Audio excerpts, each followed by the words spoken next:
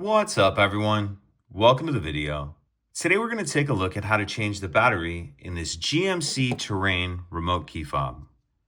This GMC Terrain key fob is going to use replacement battery CR2450, and I'll put a link in the description box of this video to where you can find these replacement batteries if you're in need. The first thing I'm going to do is grab my key fob and remove the emergency key that's in the bottom of it. That's done by pressing this button on the side of the fob that my thumb's on, and the key will pull out like that. Now I'm going to hold the key fob with the buttons facing down, and I'm going to use the emergency key to pry up on this back cover. So if we take a look at the bottom of our key fob, we can see there's this notch right here that I'm touching with the end of the key. What I'm going to do is take my key and push it straight in that notch like that.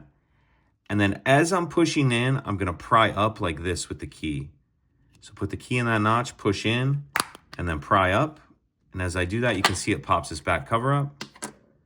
Once we get the cover off, we see our battery right here.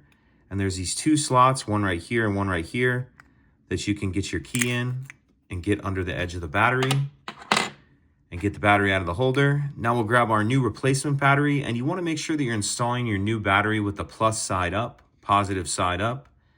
And I'm going to tuck this edge in first right here, like that, and then snap the battery down into place.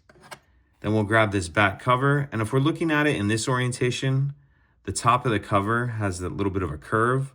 I'm going to hook that curve on first like that, and then snap that cover down into place. Then we'll grab our emergency key, slide that in, and that's it. If you could take a second to like and subscribe, it helps us out, and I'd appreciate it.